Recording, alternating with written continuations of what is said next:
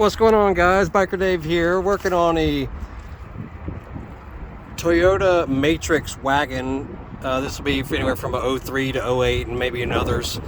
If you want to replace, see, this one has a rear window hatch as well as the main hatch that opens up.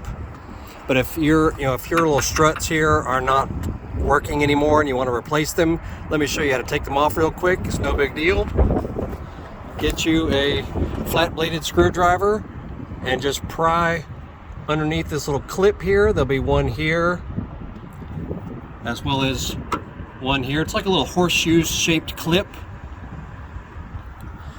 Okay, so you will pry those off and be ready, because as soon as you pop this one off the little ball joint, the shock will start to extend. So just be ready. I mean, it's not going to be jolting or anything, but it will start to extend as soon as you remove it.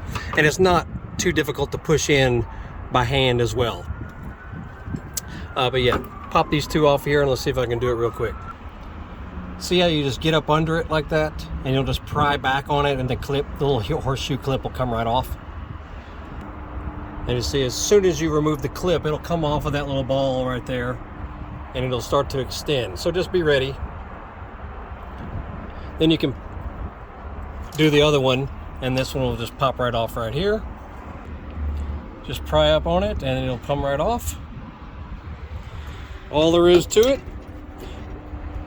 I mean, you can buy these online, and I'll put a link below where you can buy aftermarket struts like this, but you can also go to your junkyard and find them as well. Probably not, very expensive, which is where I am actually.